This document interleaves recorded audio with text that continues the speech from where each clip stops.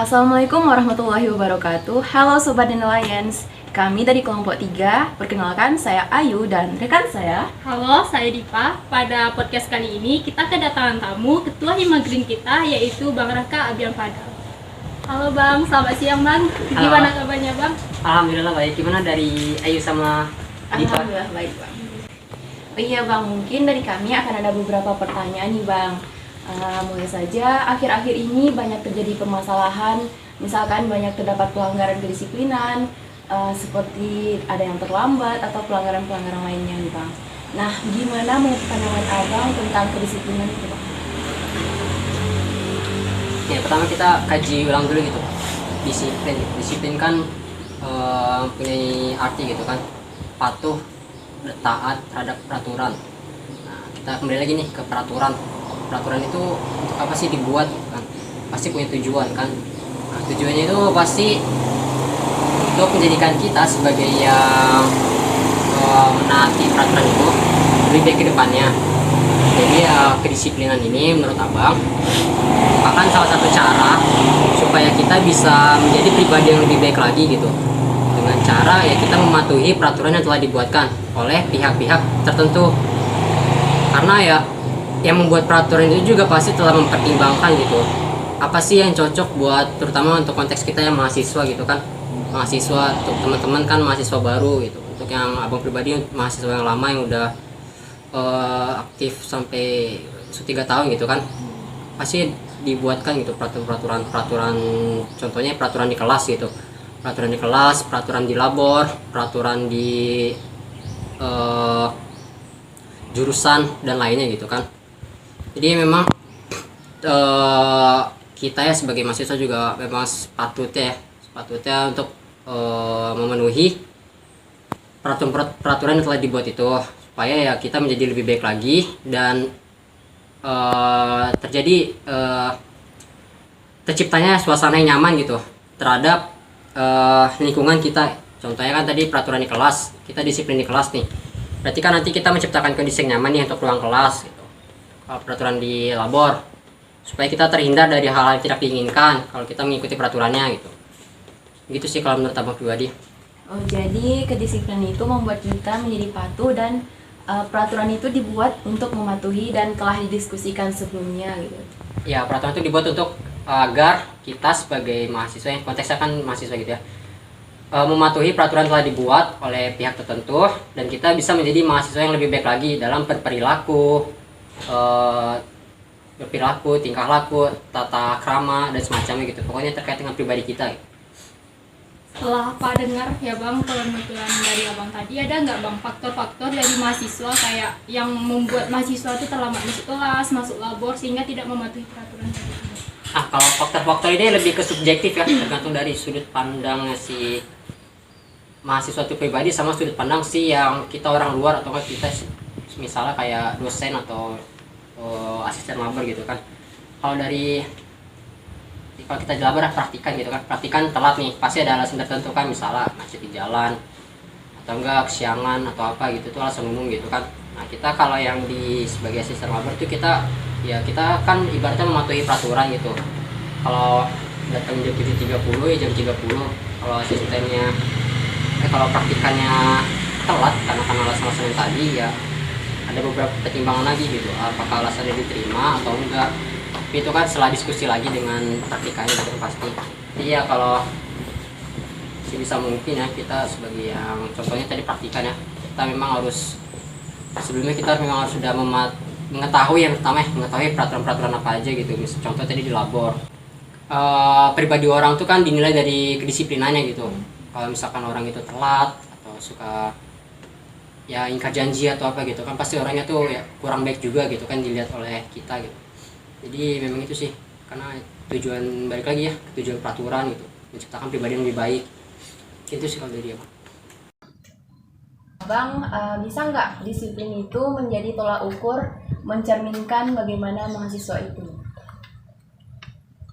Oh ya gitu ya, disiplin itu menjadi tolak ukur mahasiswa tersebut ya. Iya. Kalau menurut Abang pribadi, ya bisa menjadi tolak ukur kualitas dari mahasiswa tersebut. Contoh, dengan disiplin, dengan mematuhi peraturan akan ya kalau pribadi ini pribadi Abang punya peraturan Abang sendiri, yaitu misalkan ngerjain tugas diatur waktunya 2 jam kah, atau kita selesaikan di pokoknya target Hamin 1 selesai gitu kan. Itu kan otomatis peraturan yang kita buat untuk kita sendiri gitu. Berarti ya kalau kita berhasil menjalankan aturan yang kita buat sendiri, ya otomatis kan kita menjadi pribadi disiplin sama aturan yang kita buat. Contoh kecilnya tadi buat tugas gitu. Nah dengan itu kan misalnya besoknya pas pengumpulan kita udah siap kan, nampak kan kita udah kesiapan kita tentang tugas atau laporan gitu kan. Jadi kalau menurut abang itu menjadi tolak ukur kualitas dari mahasiswa tersebut. Kalau misalkan contohnya ada teman kita nih yang nggak disiplin gitu kan, ngerjain tugasnya lah atau terlambatnya lah atau yang lainnya gitu, kita lihat kalau misalkan ada terlambat pasti pas datang tuh agak berantakan karena buru-buru. Itu kan juga berkurang nilai kerapian kita atau semacamnya kan gitu. Jadi abang bilang menjadi tolak ukur, ya menjadi tolak ukur buat kualitas dari mahasiswa tersebut. Kan tadi abang bilang disiplin tuh menjadi tolak ukur. Kalau ada bang beberapa apa lihat mahasiswa tuh nggak disiplin kali, tapi mereka tuh tetap baik maksudnya kayak tetap sebagaimana mestinya gitu. iya tetap rajin tugas tuh. Masalahnya mungkin ada beberapa faktor gitu bang. Ya tadi seperti yang Abi bilang, kembalikan lagi ke faktor mereka ya kan, subjektif itu menurut pandang mereka masing-masing. Contohnya sekarang nih abang pakai sendal tuh, tapi kalau di pas lagi kuliah atau memang itu ya abang pakai sepatu sih, kan ini kan sedang santai dan abang juga kurang lebih keluar masuk labor gitu yang dimana tuh buka sepatu, jadi abang lebih pakai sendal aja langsung dan biar lebih mudah lepas gitu kan. Terus kadang juga ada lagi nih salah satu contohnya nih, misalkan kita pertemuannya itu diberitahu mendadak lah istilahnya kan, yang mendadak ya kita otomatis kan sebagai yang menerima pemberitahuan itu kan ya agak gimana gitu kan, kita udah punya plan nih tapi ada pemberitahuan mendadak gitu ya. Itu kan kalau kita misalkan telat datang ke pemberitahuan itu kan otomatis kita dicap nggak disiplin sama yang itu kan. Nah itu kan berarti kita punya alasan sendiri kenapa kita terlambat gitu kan. Jadi itu sih memang itu kembali lagi ke pribadi masing-masing sih, dengan alasan-alasan yang tertentu ya pastinya. Kalau kita nggak bisa nilai orang dari sampulnya kan gitu, dari buku dari sampul gitu. Jadi ya kita perlu gitu memahami juga kenapa mereka terlambat, kenapa mereka nampaknya kurang disiplin gitu. Jadi kita nggak bisa langsung menjudge saja orang tuh nggak disiplin.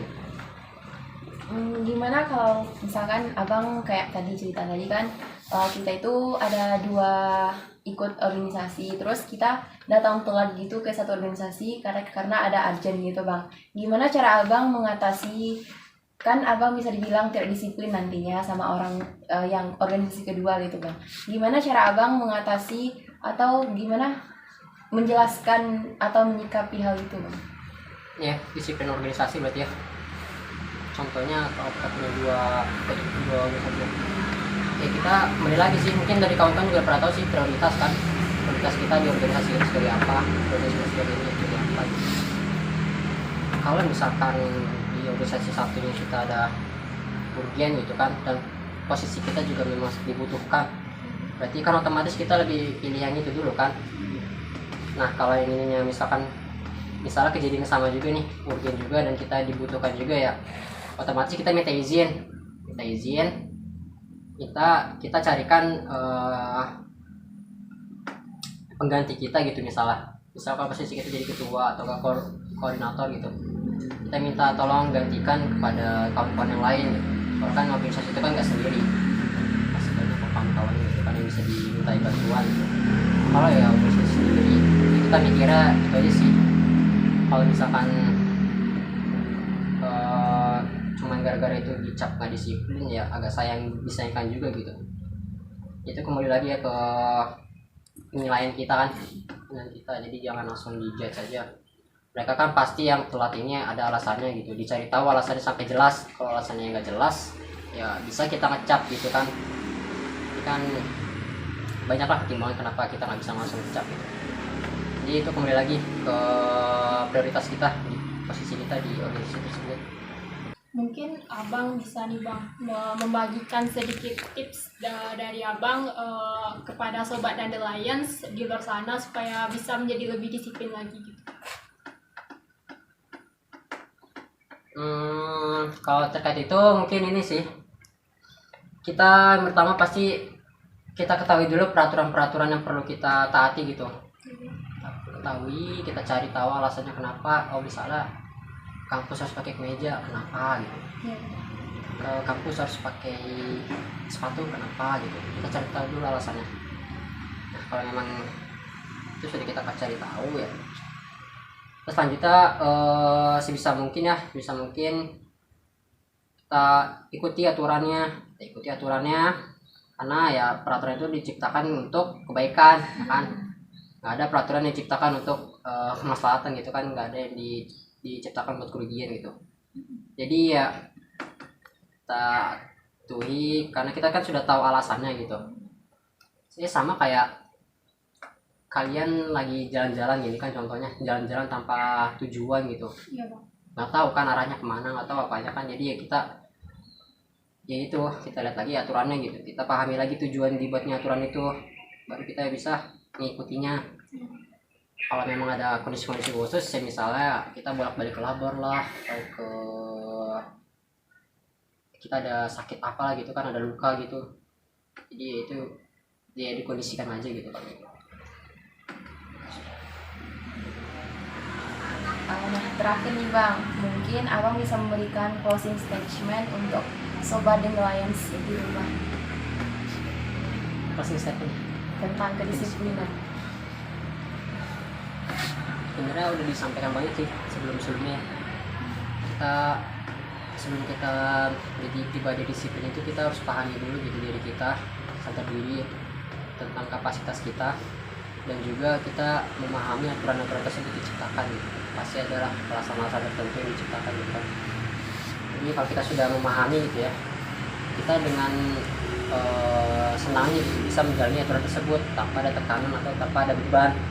Bahkan ya biasanya kan ini umum aja, biasanya kan orang-orang yang enggak mengikuti peraturan itu kan karena mereka menganggapnya itu beban, dan mereka tuh nggak tahu tujuan diciptakan aturan itu gitu.